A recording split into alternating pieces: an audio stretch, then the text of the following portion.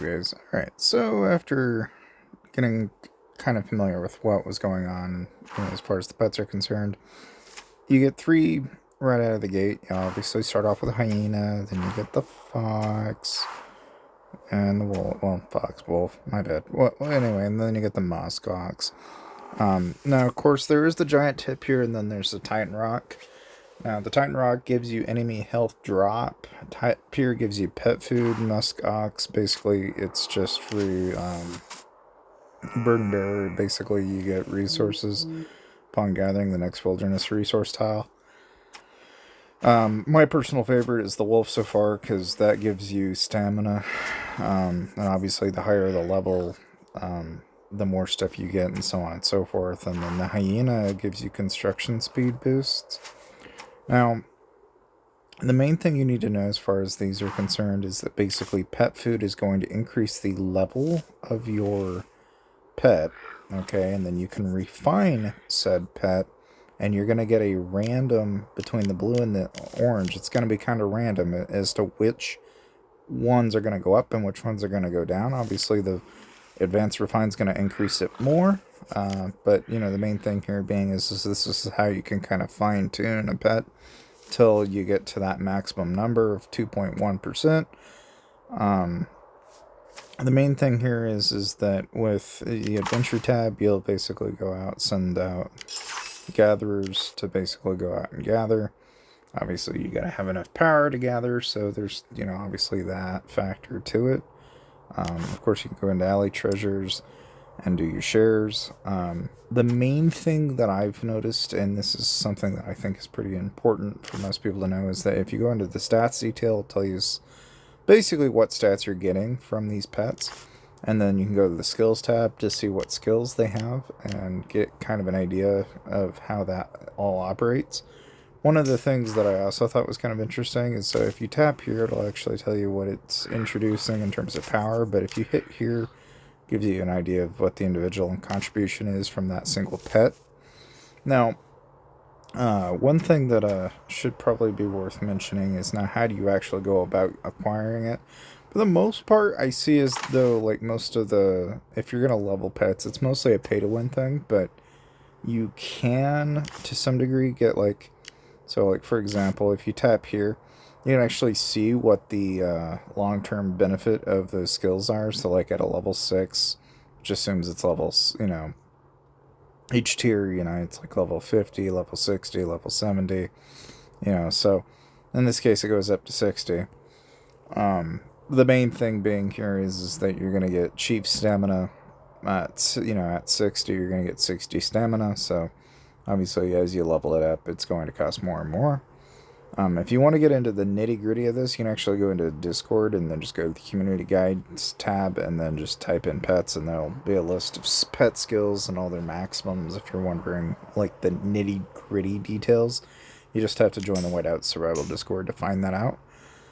But the one thing that I will say that kind of jumped out at me is like, during the initial event after Castle, Sunfire Castle, which is to say that after your server's been about a little over 2 months over, you'll basically get the Beast Whisperer event immediately after Sunfire Castle had ended. And then you're going to have basically a daily login, a recruit hero, and an upgrade pets tab. Really about the only thing I think you can do free to play here is you can basically spend a bunch of your keys, like your gold keys, to get yourself that initial boost. I think you'll probably have a better chance during the other 3, 4, 5 days. But I'm just saying, like, out of the gate anyway, like, if you're wanting to level your pet right out of the gate, you're more than likely going to be spending to do it. I will say that the value packs that come up, are like $10 in the normal store. So if you were to go into regular pack, it'd normally be $10 for the same number of tomes that you get for $5. Obviously, you're going to get a stupid amount of pet food.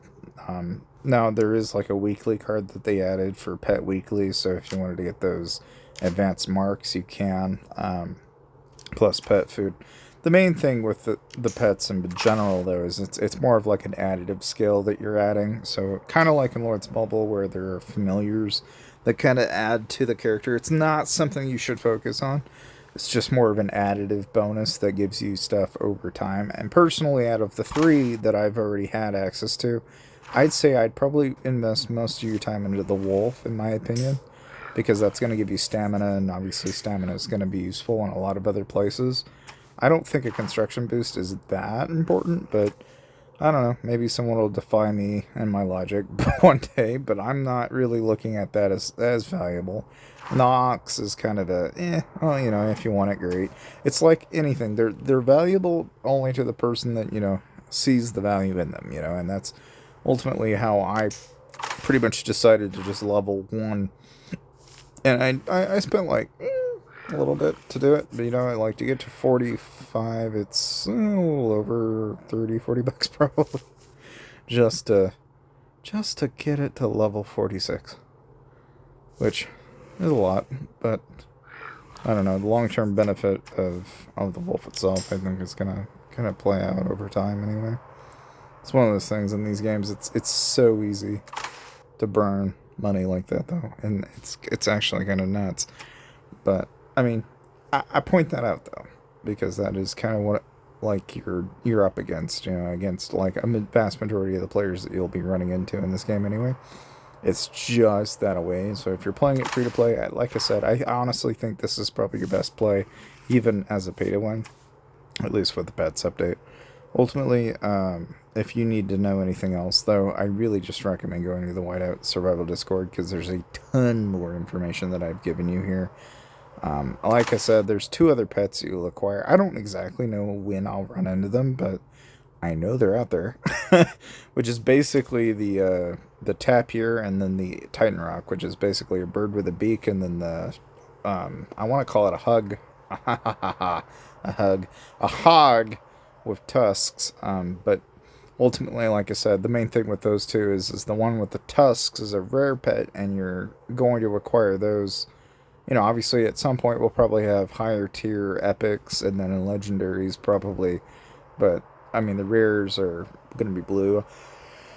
So I know there's going to be more coming. It's just not there yet, in the pet pipeline as far as that is concerned when it comes to Whiteout Survival. But hopefully this information was helpful for you guys, and I'll see you guys next time.